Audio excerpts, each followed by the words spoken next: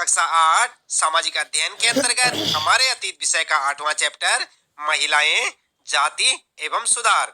हम आपको बताएंगे इस पाठ से संबंधित प्रश्नों के उत्तर अभ्यास प्रश्न उत्तर में। सबसे पहले आप देखेंगे, फिर से याद करें। और यहाँ पर बच्चों पहला प्रश्न है, निम्नलिखित लोगों ने किन सामाजिक विचारों का समर्थन और प्रसार किया। यहाँ पर सबसे पहले बात की जा रही है राजा राम मोहन राय की। बात करते हैं फिर यहाँ पर दयानंद सरस्वती, फिर वीरे सलिंगम पंतलू, ध्यान से पढ़े आप। फिर उसके बाद ज्योतिराव फूले, पंडिता रमाबाई और पेरियार और मुमताज अली, ईश्वरचंद विद्यासागर।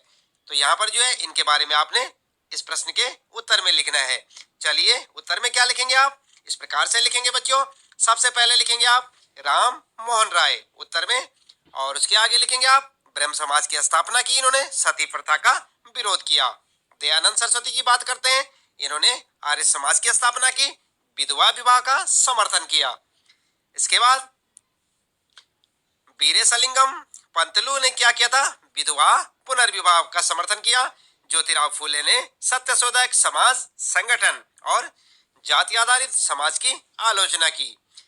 बात करते हैं पंडिता रमाबाई, इन्होंने क्या किया, महिला अधिकार विधवा गृह की स्थापना की, जो कि पूना में है।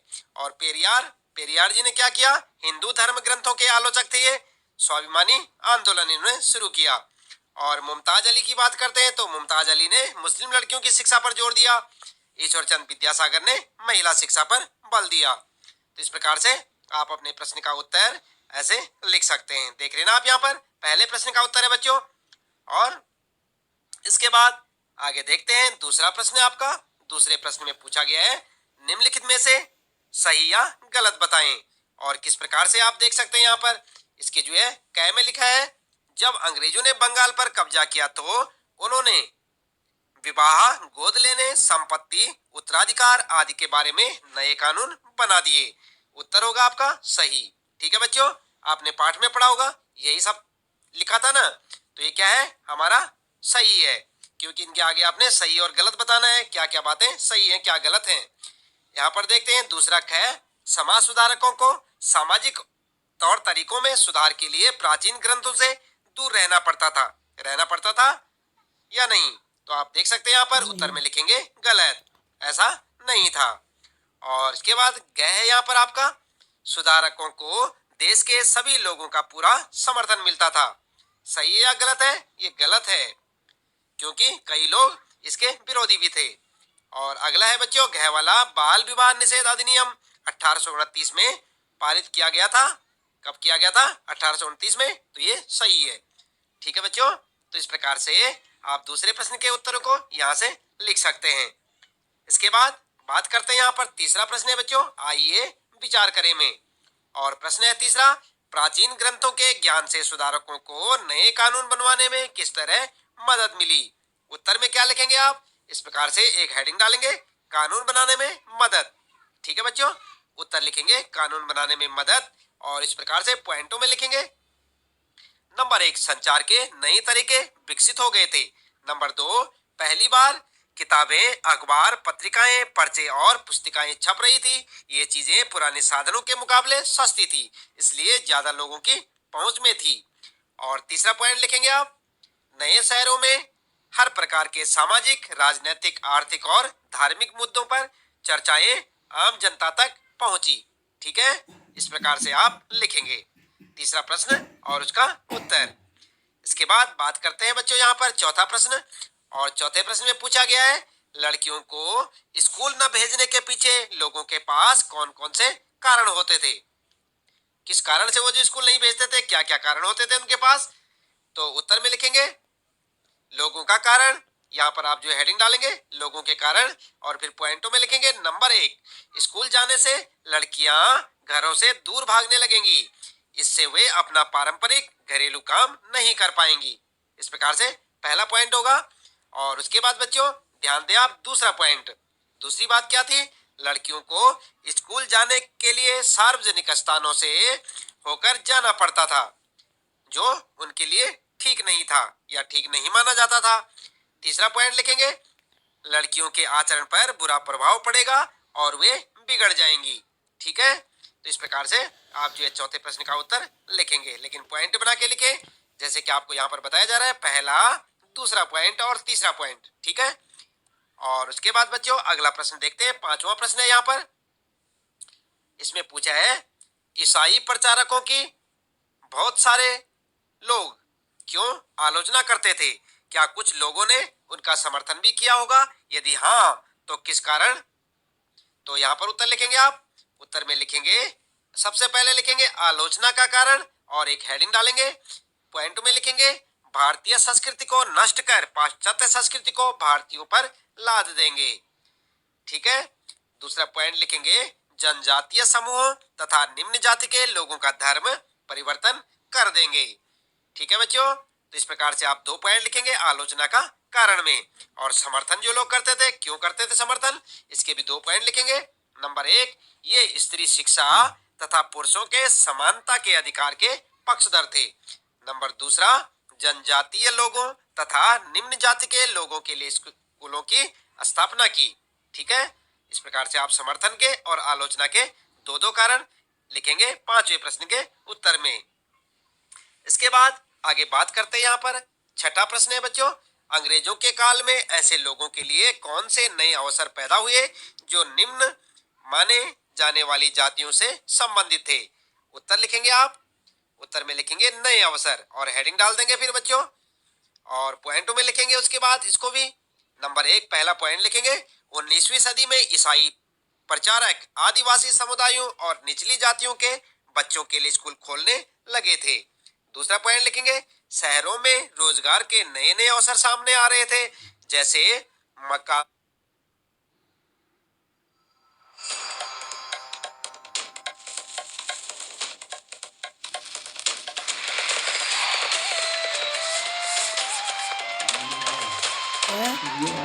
ऐड आ रही है तो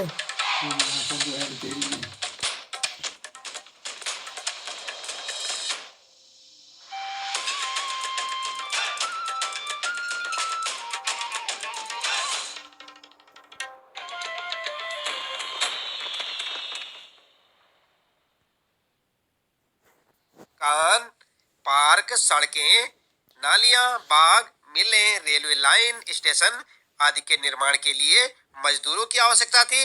इन कामों के लिए शहर जाने वालों में से बहुत सारे निम्न जाति के लोग थे।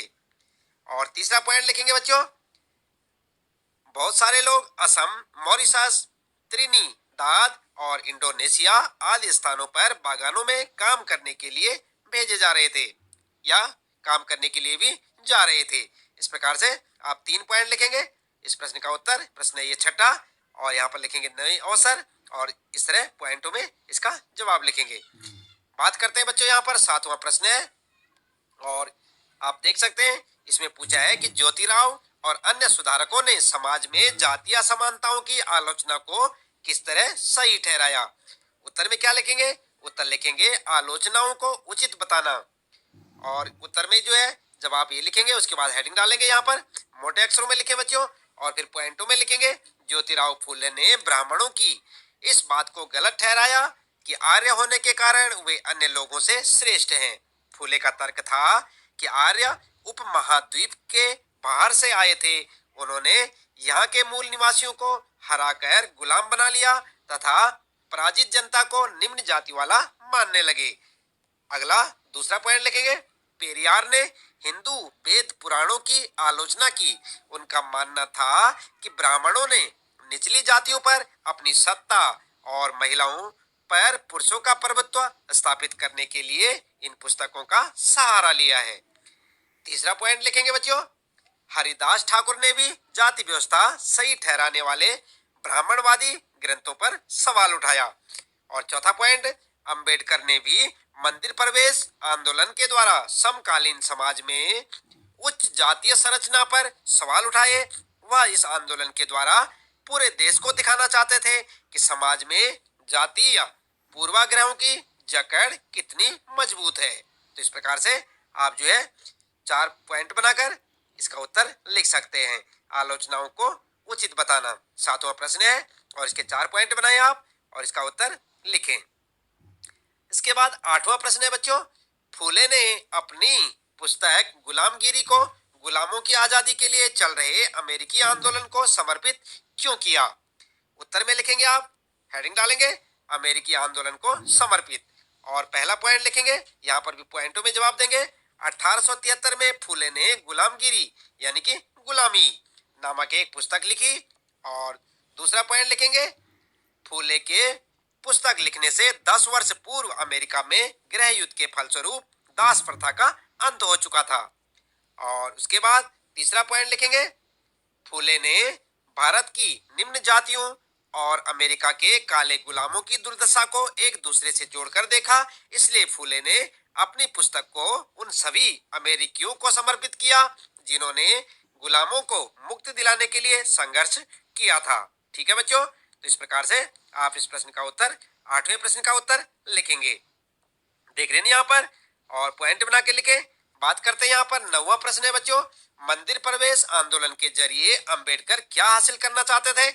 उत्तर में लिखेंगे, सबसे पहले आप हेडिंग डालेंगे मंदिर प्रवेश आंदोलन, और उसके बाद फिर पॉइंटों में लिखेंगे अंबेडकर एक महार परिवार में पैदा हुए थे, इसलिए उन्होंने बचपन से जातीय भेदभाव और पूर्वाग्रह को नजदीकी से देखा था।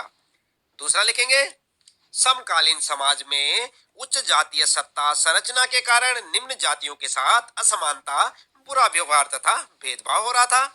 तीसरा पॉइंट लिखेंगे बच्चों, 1927 में 1935 के बीच अंबेडकर ने मंदिरों में प्रवेश के लिए 3 मंदिर प्रवेश आंदोलन चलाए। और चौथा पॉइंट लिखेंगे जिसके माध्यम से वह देश को दिखाना चाहते थे कि समाज में जातीय पूर्वाग्रहों की जकड़ कितनी मजबूत है, लेकिन लगातार विरोध करने पर इसको कमजोर किया जा सकता है। ठीक है, तो इस प्रकार से आप यहाँ पर जो है 9वें प्रश्न के उत्तर को पॉइंट बनाकर लिखेंगे। देख रहे हैं यहाँ पर, इसे आप जो है अपनी नोटबुक में लिखें और उसे याद करें। बात करते हैं यहाँ पर प्रश्न 10वां है बच्चों, ज्योतिराव फूले और रामास्वामी नायकर राष्ट्रीय आंदोलन की आलोचना क्यों करते थे? क्या उनकी आलोचना से राष्ट्रीय संघर्ष में किसी तरह की मदद मिली? उत्तर में क्या लिखेंगे, इस प्रकार से लिखेंगे हेडिंग डाल के राष्ट्रीय संघर्ष में मदद। पॉइंट बना के लिखेंगे नंबर 1, फूले ने जाति व्यवस्था की अपनी आलोचना को सभी प्रकार की गैर बराबरी से जोड़ दिया था। वह उच्च जाति, महिलाओं की दुर्दशा, मजदूरों की मुसीबतों और निम्न जातियों के अपमान पूर्ण हालात के बारे में गहरे तौर पर चिंतित थे। इसके बाद दूसरा पॉइंट लिखेंगे पेरियार की दलीलों और आंदोलन से उच्च जातीय राष्ट्रवादी नेताओं के बीच कुछ आत्ममंथन और आत्मालोचना की प्रक्रिया शुरू हुई। और तीसरा पॉइंट लिखेंगे इनकी आलोचना से समाज में समानता का भाव आया, जातीय बंधन ढीले पड़ गए और छुआछूत की भावना कम हुई, जिससे राष्ट्रीय आंदोलन में एकता का भाव पैदा हुआ। ठीक है बच्चों, तो इस प्रकार से आप जो यहाँ पर एक एक पॉइंट बना के अच्छे से लिखेंगे। तो बच्चों, इसके साथ ही इस पाठ से संबंधित यहाँ पर प्रश्नों के उत्तर समाप्त होते हैं। तो आज के लिए इतना काफी है बच्चों। इसी प्रकार लगातार जुड़े रहे हमारे साथ। लेते हैं आपसे विदा। आपका दिन शुभ हो।